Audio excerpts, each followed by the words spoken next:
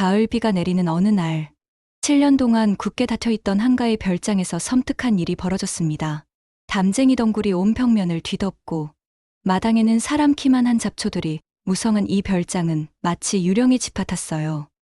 딸깍. 갑자기 3층 서재에서 기계음이 울렸습니다.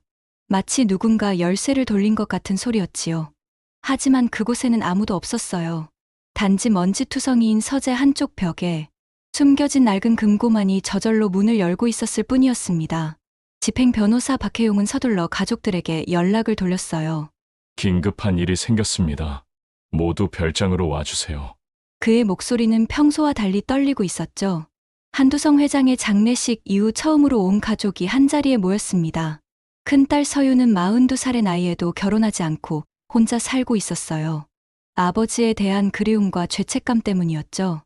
남동생 진우는 35이지만 번번이 사업의 실패에 현재 수십억 원의 빚더미에 앉아 있었습니다. 고모 한명자는 66살로 평생 집안의 큰어른 노릇을 하며 모든 일에 간섭하기를 좋아했어요.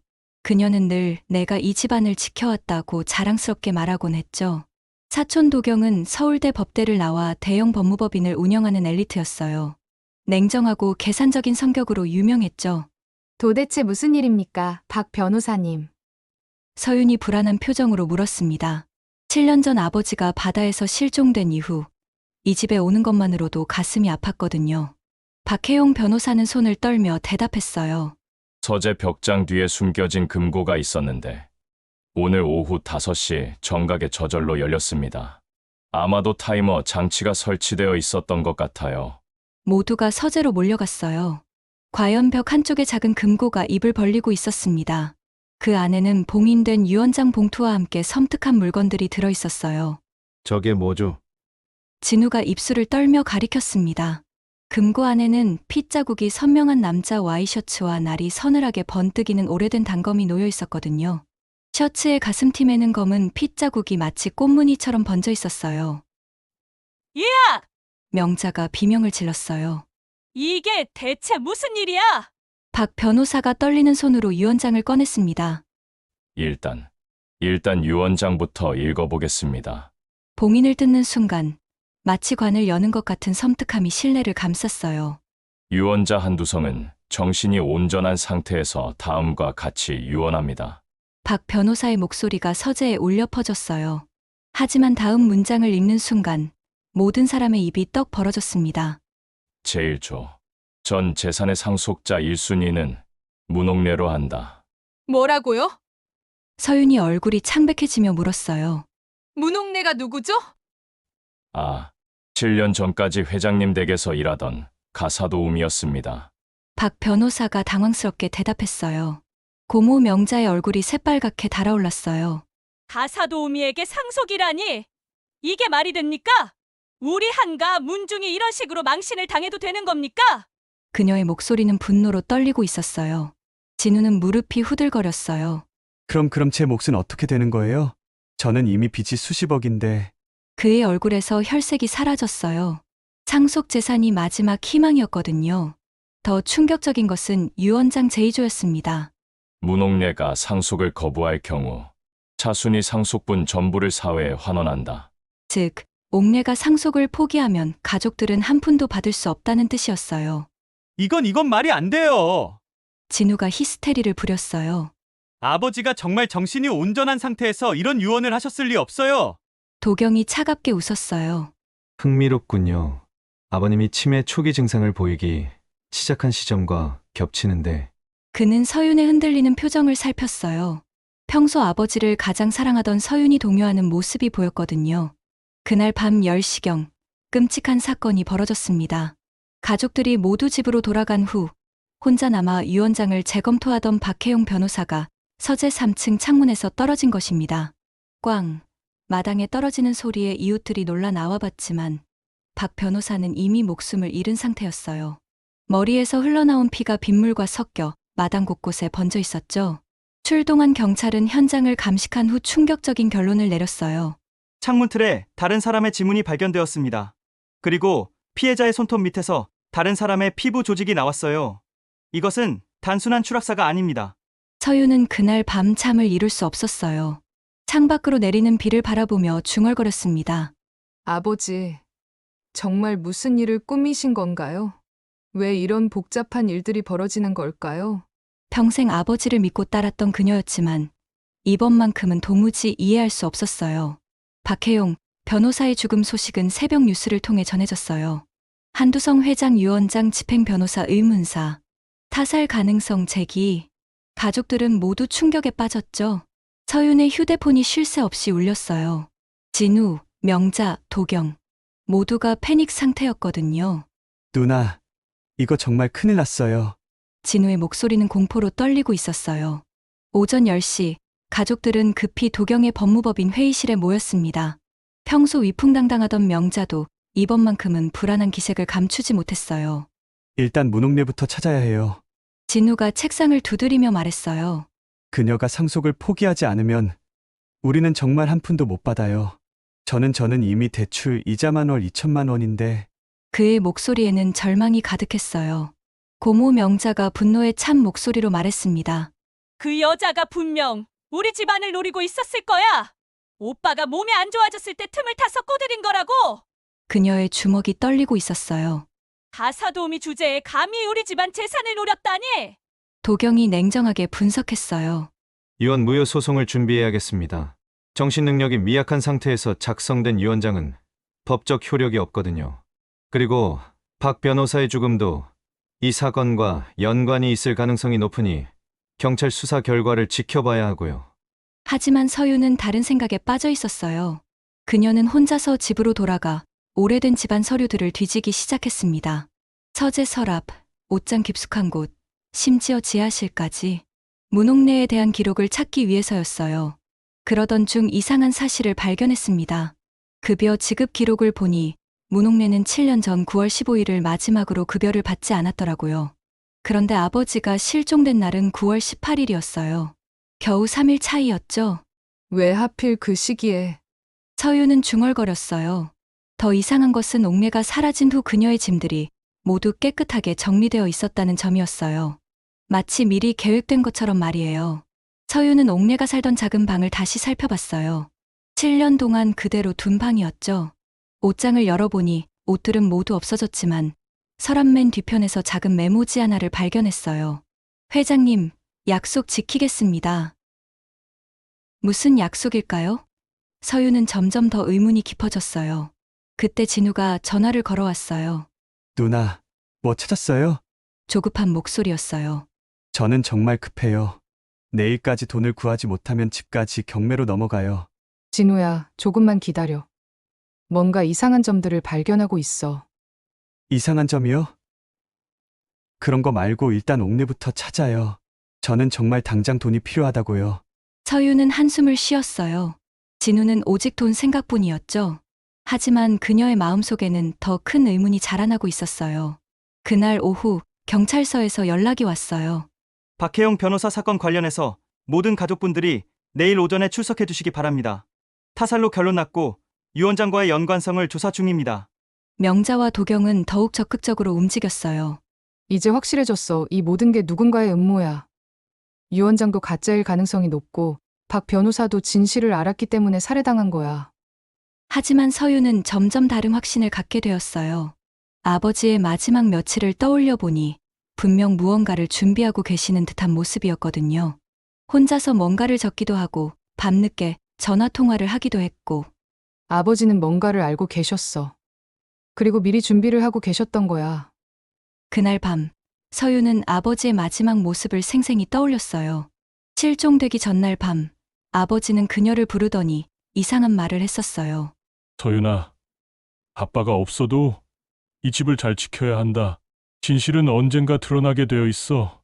당시에는 그냥 아버지의 평소 교훈 정도로 생각했는데 지금 생각해보니 뭔가 의미심장했어요. 아버지, 혹시 정말로 죽은 게 맞나요? 이틀 후 서유는 가족들 몰래 혼자서 폐가를 다시 찾았습니다. 경찰 출입금지 테이프가 붙어 있었지만 뒷문으로 들어갈 수 있었어요. 7년 동안 아무도 살지 않은 집은 더욱 을씨년스러웠죠. 뭔가 놓친 게 있을 거야. 서유는 중얼거리며 손전등을 켰어요. 낮인데도 집 안은 어둠침침했거든요. 1층부터 차근차근 살펴보기 시작했어요. 거실, 주방, 안방, 모든 곳을 뒤져봤지만 특별한 건 없었어요. 2층도 마찬가지였죠. 하지만 3층에 올라가서 복도를 살피던 중 이상한 점을 발견했어요. 서재 맞은편 벽의 벽지가 다른 곳과 미묘하게 달랐거든요. 색깔은 같았지만 이음새가 어색했어요. 마치 나중에 덧붙인 것 같았죠. 서유는 벽지를 자세히 살펴봤어요. 손으로 눌러보니 다른 곳보다 말랑했어요. 그리고 두드려보니 통통통 속이 비어있는 소리가 났습니다. 설마. 서윤의 심장이 두근거렸어요. 어릴 적 아버지가 들려주던 이야기가 떠올랐거든요. 서윤아, 이 집에는 특별한 방이 있단다. 겨울처럼 차가운 진실을 보관하는 겨울방이라고 불러. 정말요? 아빠, 그래. 하지만 그 방은 정말 필요할 때만 열리는 거야. 집안에 큰 일이 생겼을 때 말이지. 당시에는 그냥 아이들을 위한 동화 같은 이야기로만 들었는데 서윤은 조심스럽게 벽지를 뜯어내기 시작했어요. 손톱이 부러지고 손가락에서 피가 났지만 계속했죠. 30분 정도 지나자 드디어 벽지가 벗겨졌어요. 그 안에는 정말로 작은 문이 숨어 있었습니다. 성인 한 명이 겨우 기어들어갈 수 있는 크기의 비밀 입구였어요. 정말 있었구나. 서윤은 감탄사를 내뱉었어요. 문고리를 돌리니 끼익 소리와 함께 문이 열렸어요. 손전등을 비춰보니 작은 방이 나타났어요. 2평 정도의 공간에 여러 가지 물건들이 정리되어 있었죠. 먼저 눈에 들어온 것은 낡은 테이프 레코더였어요. 손때가 많이 묻어 있어서 자주 사용했던 것 같았죠. 그 옆에는 날짜가 적힌 일지가 있었고 여러 개의 열쇠가 담긴 낡은 꾸러미도 보였어요. 이게 뭐지? 서윤은 떨리는 손으로 테이프 레코더를 집어들었어요. 재생 버튼을 눌렀더니 지지직 오늘은 2017년 10월 15일이다. 낮고 굵은 남자 목소리가 흘러나왔어요. 서윤은 숨이 멎을 뻔했습니다. 분명히 아버지 목소리였거든요. 유 원장은 내가 직접 쓴다. 하지만 진짜 상속자는 따로 있다. 이 집을 진짜로 지키는 사람에게 모든 것을 맡기겠다. 테이프는 계속 이어졌어요. 정화의 브로치를 자세히 살펴봤다. 그 안에서 이상한 기름 냄새가 났어. 자동차 브레이크 액 냄새였다. 누군가 내 아내의 차를 조작했다. 서윤의 온몸에 소름이 돋았어요. 어머니의 교통사고가 정말 사고가 아니었다는 말인가요? 그날 밤 비가 내렸지. 정화는 명자와 다투고 나서 화가 난 채로 집을 나갔어. 그런데 브레이크가 말을 듣지 않았다면 얼마나 무서웠을까? 아버지의 목소리는 분노와 슬픔으로 떨리고 있었어요. 범인은 우리 집안 사람이다. 정화의 일정을 알고 있던 사람, 그리고 차에 접근할 수 있었던 사람. 범위를 좁혀나가면 답이 나온다. 서윤은 눈물이 났어요. 아버지가 7년 동안 혼자서 이런 고통을 견디고 계셨다니.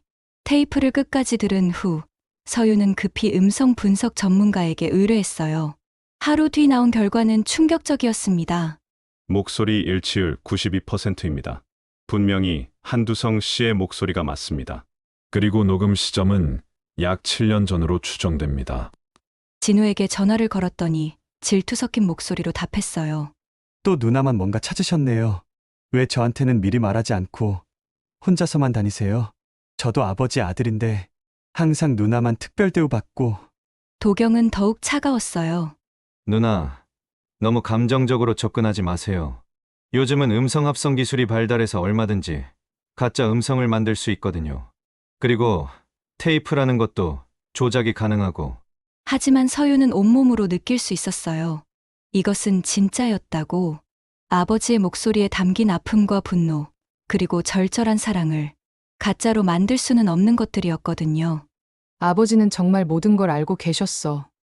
그리고 복수를 계획하고 계셨던 거야. 그날 밤, 서윤은 비밀방에서 찾은 일지를 읽어봤어요. 아버지의 세밀한 필체로 적힌 기록들이었죠. 10월 10일 정화의 차를 다시 조사했다. 브레이크 라인의 명백한 조작 흔적. 10월 12일 명자의 행동을 관찰 중. 도경과 자주 통화하고 있음. 10월 14일 옥래에게 모든 상황을 설명했다. 그녀가 도와주기로 했음. 10월 15일 계획을 시작한다. 정의는 반드시 실현될 것이다. 서윤은 더 확실한 증거를 찾기 위해 법의학 감정을 의뢰했습니다. 일주일 후 나온 결과는 더욱 충격적이었어요. 유언장에 사용된 잉크를 분석한 결과 작성 시기는 한두성 회장의 사망 선고 직후인 약 6년 전으로 추정됩니다. 감정사가 차분히 설명했어요. 또한 종이의 보존 상태나 잉크의 산화 정도를 볼 때 최근에 작성된 것이 아님이 확실합니다. 서유는 중얼거렸어요. 죽은 사람이 어떻게 유언장을 쓸 수 있단 말이에요? 하지만 이 역설적인 상황이 오히려 그녀의 확신을 더 강하게 만들었습니다. 아버지는 분명 살아계시다. 서유는 본격적으로 문옥래의 행적을 추적하기 시작했어요. 먼저 그녀가 마지막으로 일했던 파출소에 가서 정보를 얻으려 했지만 7년이나 지나서 기록이 많이 사라진 상태였어요. 하지만 포기하지 않고 계속 조사한 결과 놀라운 사실을 발견했습니다. 한 시중은행에서 문옥래 명의의 통장 거래 내역을 확인할 수 있었거든요. 이게 말이 되나요? 서유는 통장 사본을 보며 경악했어요. 매월 25일마다 200만 원씩 꾸준히 입금되고 있었거든요. 송금인은 한두성, 그리고 송금 메모에는 요양비라고 적혀 있었어요. 더 놀라운 건 이 송금이 아버지의 사망 선고 이후에도 계속되고 있다는 사실이었어요. 심지어 지난달까지도 말이에요. 아버지는 정말 살아계시는 거야. 서윤의 마음에 확신이 섰어요. 그리고 옥래 씨를 통해 어딘가에서 숨어 지내고 계시는 거야. 그렇다면 유언장은 진짜가 아니라 미끼였던 것입니다. 누군가를 유인하기 위한 정교한 함정이었던 거예요. 하지만 누구를 노리고 있는 걸까요? 서윤은 테이프를 다시 들어봤어요. 아버지의 목소리에는 분명한 의도가 담겨 있었거든요. 범인은 욕심 때문에 움직일 것이다. 유언장을 미끼로 삼으면 반드시 정체를 드러낼 것이다. 아, 그렇구나. 서윤은 깨달았어요. 아버지는 어머니를 죽인 범인이 돈 때문에 움직일 거라고 예상하신 거야. 그래서 이런 복잡한 유언장을 만들어 두신 거고. 하지만 진우는 이 사실을 듣고 더욱 혼란스러워했어요. 그럼 아버지가 정말 살아계시다면 내 상속분은 어떻게 되는 거예요? 저는 정말 급하다고요. 내일 모레까지 10억을 구하지 못하면 집과 사무실이 모두 경매로 넘어가요. 그의 목소리는 절망으로 가득했어요. 사업 실패로 인한 빚더미와 연체 이자가 눈덩이처럼 불어나고 있었거든요. 고모 명자와 도경은 이 상황을 더욱 심각하게 받아들였어요. 명자가 창백한 얼굴로 말했어요. 만약 유언장이 정말 함정이라면 우리가 뭔가 큰 실수를 하고 있는 건 아닐까? 혹시 우리를 시험하고 있는 건 아닐까? 도경은 차가운 표정으로 계산하기 시작했습니다. 아버님이 정말 살아계시다면 지금까지 모든 상속 절차는 무효가 됩니다. 그리고 우리는 그는 말을 멈췄어요. 뭔가 불길한 예감이 들었거든요. 서유는 비밀방에서 찾은 다른 자료들도 살펴봤어요. 아버지가 남긴 또 다른 메모가 있었거든요. 옥래는 나의 소중한 증인이다. 그녀는 그날 밤 무슨 일이 있었는지 모두 알고 있다. 시간이 되면 그녀가 모든 것을 증언할 것이다. 그날 밤이라는 표현이 계속 반복되고 있었어요. 분명 어머니가 돌아가신 그날 밤을 말하는 것 같았죠. 서유는 7년 전 그날 밤을 다시 떠올려 봤어요. 어머니는 고모 명자와 무슨 일로 크게 다퉜었어요. 무엇 때문이었을까요? 그때 명자 고모가 뭔가 서류를 들고 있었어. 서유는 기억을 더듬어 봤어요. 아버지 회사 관련 서류 같았는데 어머니가 그걸 보고 화를 내셨던 것 같아. 그 서류가 무엇이었을까요? 그리고 왜 어머니는 그렇게 화를 내셨을까요? 서유는 아버지 회사의 옛 자료들을 뒤져보기로 했어요. 7년 전 당시 회사에 무슨 일이 있었는지 알아보려는 것이었죠. 며칠 후 놀라운 사실을 발견했습니다. 어머니가 돌아가시기 한 달 전 회사에서 거액의 횡령 사건이 발생했던 것이에요. 그리고 그 수사 과정에서 명자와 도경의 이름이 여러 번 언급되고 있었어요. 설마, 서윤의 얼굴이 창백해졌어요. 설마 어머니가 그 횡령 사건을 알아챈 것일까? 테이프를 다시 들어보니 아버지의 목소리가 더 명확하게 들렸어요. 정화는 회사 장부를 보고 있었다. 그리고 명자에게 따져 물었지. 이 돈들이 어디로 간 거냐고. 명자는 당황해하며 변명했지만 정화는 이미 모든 것을 눈치챈 상태였어. 모든 퍼즐이 맞춰지기 시작했어요. 어머니는 횡령 사건을 발견했고 그것을 문제 삼으려 했던 것이에요. 그래서 명자와 도경이 어머니를 살해한 것이었죠. 그럼 박혜용 변호사도, 서유는 소름이 돋았어요. 박 변호사도 뭔가 눈치챘기 때문에 살해당한 거네요. 이제 아버지의 계획이 이해되었어요. 유 원장을 미끼로 삼아 범인들을 유인하고 그들이 욕심을 부리다가 정체를 드러내기를 기다리고 계셨던 거예요. 서유는 테이프의 나머지 부분을 집중해서 들어보기로 했습니다. 아버지의 목소리는 점점 더 구체적이고 생생해졌어요. 정화의 브로치를 현미경으로 자세히 살펴봤다. 작은 틈새에 브레이크 액이 묻어 있었어. 가솔린 냄새도 났고 누군가 정화의 차에 손을 댔다는 확실한 증거야. 아버지의 목소리는 분노로 떨리고 있었어요. 그날 밤은 비가 심하게 내렸지. 정화는 명자와 도경의 횡령 문제를 따져 묻다가 화가 나서 집을 나갔어. 그런데 산길에서 브레이크가 갑자기 말을 듣지 않았다면 얼마나 무서웠을까? 서유는 눈물이 왈칵 쏟아졌어요. 어머니의 마지막 순간을 상상하니 가슴이 찢어질 것 같았거든요. 7년 전 그날 밤, 어머니는 얼마나 무서웠을까요? 테이프가 계속 이어졌어요. 범인은 집안 사람이다. 정화의 일정과 동선을 정확히 알고 있던 사람, 그리고 차고에 자유롭게 접근할 수 있었던 사람, 명자와 도경 외에는 없다. 정화가 발견한 횡령 증거들을 없애기 위해서였을 거야. 30억이 넘는 돈이었으니까 그 정도면 사람을 죽일 만한 이유가 되겠지. 서유는 그날 밤의 상황을 더 자세히 떠올려 봤어요. 어머니와 고모가 다투기 전까지는 평범한 저녁이었어요. 가족들이 모여서 저녁을 먹고 있었죠. 그런데 갑자기 명자가 서류 가방을 들고 나타났어요. 정화야, 이것 좀 봐. 회사 장부에 이상한 부분이 있어서. 그때 어머니의 얼굴이 급변했었어요. 서류를 보더니 얼굴이 새파랗게 변했죠. 이게 뭐야? 이 돈들이 어디로 간 거야? 명자는 당황하며 변명했어요. 그건 회사 운영을 위한 필요 경비였어. 필요 경비? 30억이 필요 경비라고? 어머니의 목소리는 분노로 떨렸어요. 이건 명백한 횡령이야. 당장 이 돈을 어디에 썼는지 설명해. 도경도 급히 나서서 말했어요. 이모, 진정하세요. 이건 복잡한 문제라서. 복잡한 문제라고? 너도 이 일에 연루된 거야? 어머니는 도경을 날카롭게 쳐다봤어요. 그 후 더 격렬한 말다툼이 벌어졌고 어머니는 화가 나서 집을 나가셨던 거예요. 그리고 그것이 마지막이었죠. 서유는 이제 모든 것이 연결되는 것을 느꼈어요. 금고에서 나온 단검과 피 묻은 셔츠의 의미도 이해할 수 있었죠. 이것들은 모두 증거품이었던 거예요. 범인을 찾기 위한 단서들이었고요. 그때 갑자기 진우가 나타났어요. 얼굴이 창백하고 초조해 보였어요. 누나, 그만 파헤쳐요. 이 모든 걸 다 밝혀내면 우리 가족 모두가 망가져요.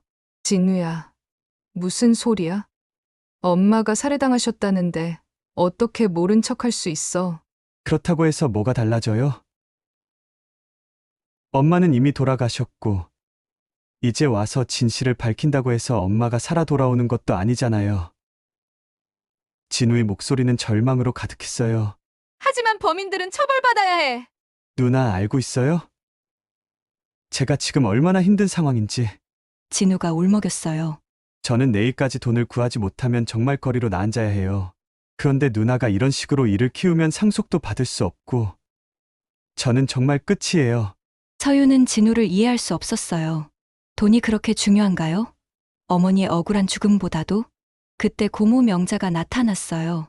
평소와 달리 얼굴이 수척하고 불안해 보였어요. 서윤아, 진우 말이 맞다. 때로는 모르는 게 나을 때도 있어. 고모도 그런 말씀을 하세요. 명자는 말을 더듬었어요. 정화, 그 아이는 원래 너무 완벽주의였어. 작은 것도 크게 문제 삼고. 그녀는 말끝을 흐렸어요. 마치 뭔가를 숨기려는 듯했죠. 서유는 명자의 표정에서 죄책감과 두려움을 읽을 수 있었어요. 고모가 뭔가를 숨기고 있어. 분명히. 그날 밤 도경의 법무법인 사무실에서 이상한 일이 벌어졌어요. 평소 정리정돈을 완벽하게 하던 그가 밤늦게 무언가를 태우고 있다는 신고가 들어온 거예요. 혹시 증거를 인멸하고 있는 건 아닐까? 서유는 의심스러웠어요.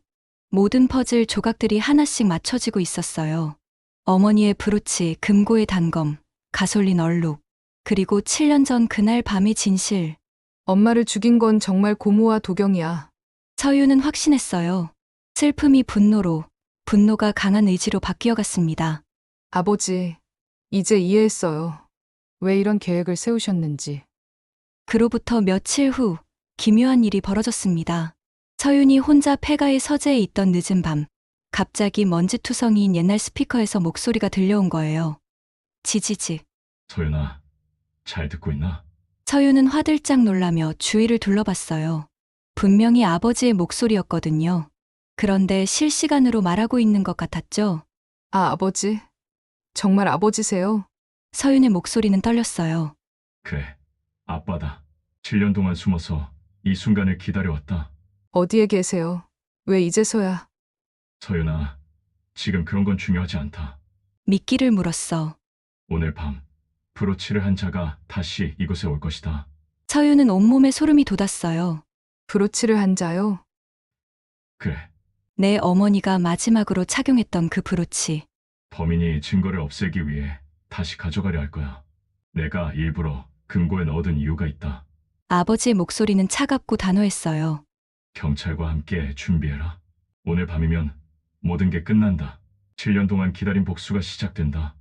아버지, 하지만 더 이상 대답은 없었어요. 스피커에서는 정적만 흘러나올 뿐이었죠. 서윤은 급히 담당 형사에게 연락했어요. 김 형사님, 긴급 상황입니다. 오늘 밤 범인이 나타날 것 같아요. 무슨 말씀이신지. 설명은 나중에 드릴게요.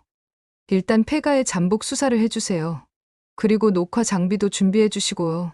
김 형사는 반신반의했지만 서윤의 절박한 목소리에 설득되었어요.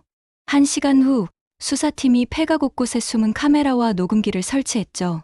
경찰은 가족들에게 연락을 돌렸어요. 내일 저녁 8시에 폐가에서 다시 모이자고 하세요. 아버지의 추가 유언장이 발견되었다고. 또 그런 곳에 가야 해요? 고모 명자의 목소리에는 불안감이 가득했어요. 불길한 일만 계속 생기잖아요. 도경도 주저했어요. 굳이 밤에 갈 필요가 있나요? 낮에 하면 안 되나요? 그리고 왜 하필 그곳에서? 하지만 서윤은 단호했어요. 아버지의 마지막 뜻이에요. 그리고 이번이 정말 마지막이 될 거예요. 진우는 돈 생각뿐이었어요. 혹시 이번엔 정말 우리한테 상속이 될까요? 저는 정말 급해요. 내일이 마지막 기한이라고요. 그날 밤, 온 가족이 다시 폐가에 모였습니다. 서재에는 촛불 몇 개만 켜져 있어서 분위기가 더욱 음산했어요. 경찰들은 곳곳에 숨어서 상황을 지켜보고 있었죠. 서윤은 가족들의 행동을 유심히 관찰했어요. 명자는 계속 손을 떨고 있었고, 도경은 시계를 자꾸 확인했어요. 뭔가 조급해하는 것 같았죠. 이번에 발견된 유언장에는 뭐라고 되어 있는 거예요? 진우가 물었어요. 잠깐만 기다려봐. 아직 시간이 아니야. 서윤이 대답했어요. 시간이 흐를수록 분위기는 더욱 긴장되었어요. 바람이 불 때마다 집이 삐걱거렸고 어둠 속에서 무언가 움직이는 그림자들이 보였어요. 밤 11시가 되자 도경이 갑자기 자리에서 일어났어요. 화장실 좀 다녀올게요. 하지만 그는 화장실로 가지 않았어요. 대신 별장 뒤편의 창고 쪽으로 향했죠. 서윤은 은밀히 그의 뒤를 따라갔습니다. 창고는 낡은 농기구들과 잡동사니들로 가득했어요. 도경은 손전등을 켜고 구석진 곳을 뒤지기 시작했어요. 마치 뭔가 특정한 물건을 찾는 것 같았죠. 어디 있지? 도경이 중얼거렸어요. 분명 여기에 숨겨뒀는데. 마침내 그는 낡은 상자 뒤에서 뭔가를 찾아냈어요. 바로 금고에서 봤던 그 단검이었어요. 피가 묻은 채로 비닐봉지에 쌓여 있었죠. 도경 씨, 뭘 하고 계신 거죠? 도경은 서윤의 목소리에 깜짝 놀라며 뒤돌았어요. 그의 얼굴은 창백했고 손에는 단검이 들려 있었죠. 이건 도경은 말을 더듬었어요. 바로 그때 숨어있던 형사들이 일제히 나타나 도경을 포위했습니다. 손에 든 것을 내려놓고 두 손을 들어! 동시에 서재의 대형 TV가 갑자기 켜졌어요. 그리고 7년 전의 CCTV 영상이 재생되기 시작했습니다. 어두운 지하 주차장에서 한 남자가 자동차 밑으로 기어들어가는 모습이 보였어요. 브레이크 라인을 조작하고 있는 것이었죠. 그리고 멀리서 여자의 목소리가 들렸어요. 빨리 해! 정화가 곧 나올 거야. 그리고 완벽하게 해. 흔적을 남기면 안 돼. 분명히 고모 명자의 목소리였어요. 영상 속의 남자가 고개를 들자 도경의 얼굴이 선명하게 드러났습니다. 이럴 리가. 도경은 허탈한 표정을 지었어요.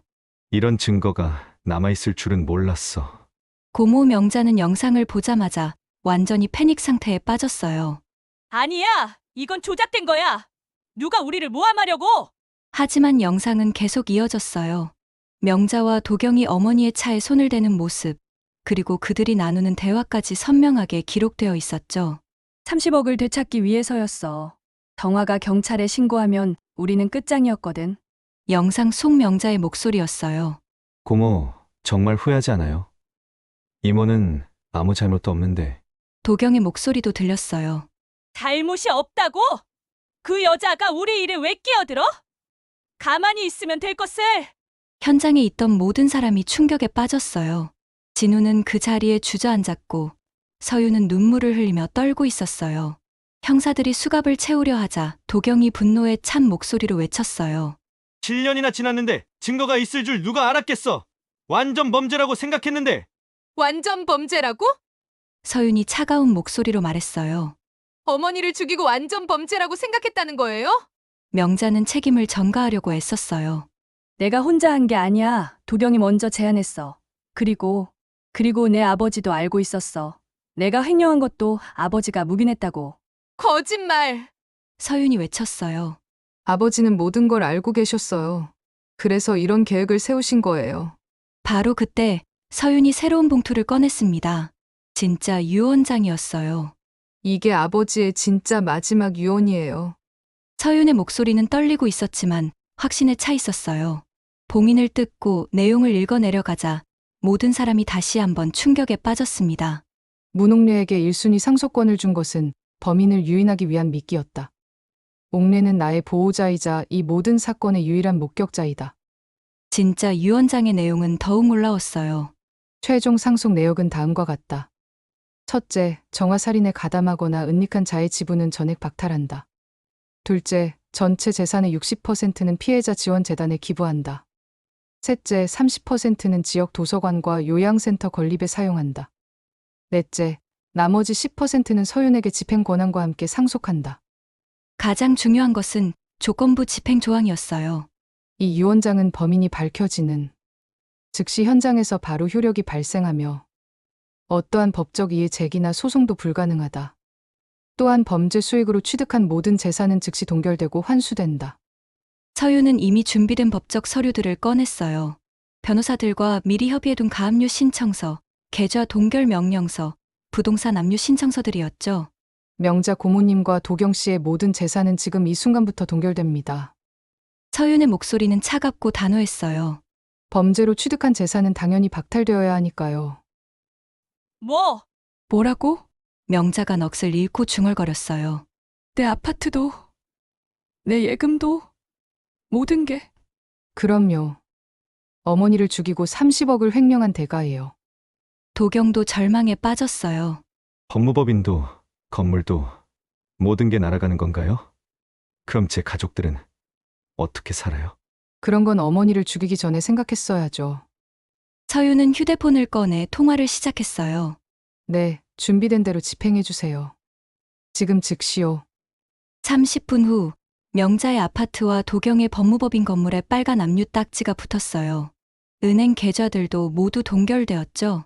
7년 동안 누려온 모든 것들이 한순간에 사라진 거예요. 진우는 뒤늦게 후회하며 서윤에게 다가갔어요. 누나, 정말 미안해요. 내가 너무 탐욕스러웠어요. 엄마를 죽인 사람들을 눈앞에서 보고도 돈 때문에 모른 척했고. 그의 목소리는 참회로 가득했어요. 이제부터는 누나를 도울게요. 부모라 더 중요한 게 있다는 걸 깨달았어요. 서윤은 눈물을 흘리며 말했어요. 엄마, 이제야 끝냈어요. 7년 동안 참았던 억울함을 풀어드렸어요. 긴 싸움이 끝났다는 해방감과 승리감, 그리고 그동안 참았던 슬픔이 한꺼번에 밀려왔어요. 바로 그때 서재문이 열리며 휠체어를 탄 한 여성이 천천히 나타났습니다. 머리가 하얗게 센 70대 정도로 보이는 여성이었어요. 얼굴은 세월의 무게로 주름져 있었지만 눈빛만은 여전히 또렷했죠. 서윤 양, 정말 오랜만이에요. 서유는 깜짝 놀랐어요. 옥내 씨? 네. 문옥래입니다. 그녀의 목소리는 쓸쓸했지만 따뜻했어요. 회장님께서 7년 동안 저를 보호해 주시면서 이날을 기다리고 계셨어요. 서유는 급히 옥내를 부축하며 물었어요. 아버지는 정말 살아계신 건가요? 어디에 계세요? 옥내가 고개를 끄덕였어요. 서울 근교의 한 요양원에 계세요. 치매가 많이 진행되셔서 이제는 저도 잘 알아보지 못하세요. 하지만 마지막까지 이 일만은 끝내고 싶어 하셨어요. 그럼 7년 동안 계속. 그래요. 회장님은 실종 사고를 위장하고 저와 함께 숨어 지내시면서 진실을 밝힐 방법을 찾고 계셨어요. 옥내의 눈에서 눈물이 흘렀어요. 그날 밤 저도 봤거든요. 부인님의 차에 손을 대는 모습을. 왜 그때 말씀하지 않으셨어요? 증거가 없었어요. 그리고 저는 가사도우미일 뿐이었고 누가 제 말을 믿어주겠어요? 옥내가 고개를 저었어요. 하지만 회장님은 다른 방법을 생각하셨죠. 시간이 걸리더라도 완벽한 증거를 만들어서 범인들을 잡겠다고. 서유는 옥내의 손을 꼭 잡았어요. 고생 많으셨어요. 정말 고생 많으셨어요. 일주일 후 전국을 뒤흔든 대대적인 언론 브리핑이 열렸습니다. 기자들로 빼곡히 찬 브리핑룸에서 서윤이 차분하지만 단호한 목소리로 말했어요. 7년 전 한두성 회장 부인 이정화 여사의 죽음은 교통사고가 아닌 계획적인 살인이었습니다. 플래시가 터지는 가운데 서윤의 목소리가 울려 퍼졌어요. 범인은 고인의 친동생 한명자와 조카 한도경으로 30억 원 횡령 사실이 발각되는 것을 막기 위해 브레이크를 조작하여 살해했습니다. 기자들이 일제히 손을 들었어요. 그럼 한두성 회장은 정말 살아계신 건가요? 네, 아버지는 현재 알츠하이머 치매로 요양원에서 치료받고 계십니다. 실종은 범인들로부터 자신을 보호하고 진실을 밝히기 위한 위장이었습니다. 시민들은 분노했어요. 돈 때문에 가족을 죽이고 7년 동안 거짓으로 살아온 범죄자들에게 말이에요. 특히 변호사였던 도경이 법을 어기고 살인에 가담했다는 사실에 더욱 분개했죠. 이런 인간들이 어떻게 우리 사회에서 멀쩡하게 살아왔단 말인가. 30억 횡령하고 살인까지. 이건 죽어도 용서할 수 없어. 인터넷에는 분노의 댓글들이 폭주했어요. 명자와 도경의 과거 행적들이 하나씩 파헤쳐지기 시작했고 그들이 그동안 저지른 다른 비리들도 속속 드러났죠. 서유는 기자회견에서 계속 말했어요. 아버지의 유언에 따라 이정화 기념 장학 및 요양재단을 설립하겠습니다. 억울하게 죽은 어머니의 뜻을 기리고 도움이 필요한 분들을 지원하는 데 재산을 사용하겠습니다. 또한 사건의 현장이었던 별장을 리모델링해서 치매 가족 돌봄센터와 공공도서관으로 만들겠습니다. 이 집에서 일어난 슬픈 일들을 기억하면서도 이제는 사람들에게 희망과 도움을 주는 공간으로 바꾸고 싶습니다. 문옥래도 그 자리에서 증언했어요. 7년 전 그날 밤 저는 우연히 한명자 씨와 한도경 씨가 부인님의 차에 손을 대는 것을 봤습니다.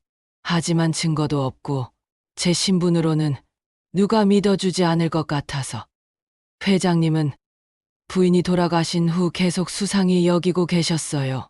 그래서 저에게 모든 것을 말씀하시고 함께 진실을 밝히자고 하셨죠. 처음에는 증거가 부족했어요. 하지만 회장님은 포기하지 않으셨어요. CCTV를 확보하고 브레이크 조작 흔적을 찾고 횡령 증거들을 모으시면서 치밀하게 계획을 세우셨어요. 기자가 물었어요. 그럼 유 원장도 모두 계획의 일부였던 건가요? 네. 범인들이 돈에 눈이 멀어서 움직일 것을 예상하신 거였어요. 문옥래에게 상속권을 주는 것도, 박혜영 변호사를 통해 유 원장을 공개하는 것도 모두 범인들을 유인하기 위한 미끼였죠. 진우는 서윤 옆에서 말했어요. 저는 앞으로 누나를 도와서 재단 일을 하겠습니다. 그동안 너무 이기적으로 돈만 생각하며 살았어요. 어머니의 죽음보다 상속 재산을 더 걱정했던 제 자신이 부끄럽습니다. 그의 목소리는 진심 어린 반성으로 가득했어요. 이제라도 제대로 된 사람이 되고 싶어요. 어머니가 자랑스러워하실 아들이 되고 싶습니다. 한편 구치소에 수감된 명자와 도경은 완전히 절망에 빠져 있었어요. 살인교사, 증거인멸, 업무상 횡령 등의 혐의로 기소되어 각각 무기징역과 징역 25년을 구형받았죠. 이럴 리가. 내가 이런 식으로 끝날 리가. 명자는 계속 중얼거렸어요. 평생 집안의 큰어른 노릇을 하며 우쭐해했던 그녀였지만 이제는 죄수복을 입고 차가운 감방에서 남은 생을 보내야 했어요. 도경도 마찬가지였어요. 명문대를 나와 성공한 변호사로 살아왔지만 이제는 모든 것을 잃고 감옥에서 썩어야 했죠. 법을 어긴 변호사. 더 이상 변호사가 아니야. 마지막으로 폐가의 서재에서 스피커를 통해 아버지의 음성 메시지가 흘러나왔어요. 미리 녹음해둔 마지막 메시지였죠. 서윤아, 내가 이 집과 우리 가족을 지켜냈구나. 엄마도 하늘에서 기뻐하고 계실 거야. 아버지의 목소리는 따뜻했지만 쇠약해져 있었어요. 이 집은 이제 더 이상 슬픔과 원한의 장소가 아니다. 내가 새롭게 만들어가는 희망의 공간이 될 거야. 아빠는 너를 믿는다. 항상 믿어왔고 앞으로도 믿을 거야. 진우도 이제 철이 들었구나. 형제가 힘을 합쳐서 좋은 일을 많이 해라. 그것이 엄마에 대한 가장 좋은 추도가 될 거야. 서유는 눈물을 훔치며 미소를 지었어요. 그리고 7년 동안 굳게 닫혀있던 폐가의 큰 대문을 활짝 열었습니다. 이제 정말 새로운 시작이에요. 서윤이 말했어요. 이곳은 더 이상 폐가가 아니에요. 사람들에게 도움과 희망을 주는 따뜻한 공간이 될 거예요. 문옥래가 휠체어에서 일어나 서윤을 꼭 안아줬어요. 부인님이 가장 걱정하신 것이 당신이었어요. 이제는 마음 편히 계실 수 있을 거예요. 진우도 서윤의 어깨에 손을 올렸어요. 누나, 정말 고생 많았어요. 이제 우리 함께 새로운 인생을 시작해요. 저 멀리서 구급차 사이렌 소리가 들렸어요. 명자와 도경을 감옥으로 이송하는 호송차 소리였죠. 그들은 이제 사회로 돌아올 수 없을 거예요. 가해자는 확실히 처벌받았고 횡령된 재산은 모두 사회에 환원되었어요. 집안의 더러운 비밀들은 모두 정리되었고 서윤은 이제 떳떳하게 새로운 인생을 시작할 수 있게 되었죠. 저녁 노을이 별장을 따뜻하게 물들이고 있었어요. 7년 동안 죽음과 슬픔이 맴돌던 이곳에 다시 생명과 희망이 돌아오는 것 같았어요. 서윤은 활짝 열린 대문을 바라보며 생각했어요. 엄마, 아빠, 이제 정말 모든 게 끝났어요. 우리 가족을 지켰어요. 앞으로는 다른 사람들도 도우면서 살겠어요. 바람이 불어와 서윤의 머리카락을 부드럽게 스쳤어요. 마치 어머니가 잘했다고 머리를 쓰다듬어 주는 것 같았죠. 진정한 사이다 엔딩이었습니다. 악은 확실히 처벌받고 선은 정당한 보상을 받았어요. 7년간의 긴 싸움은 끝났고 새로운 희망이 시작된 거예요.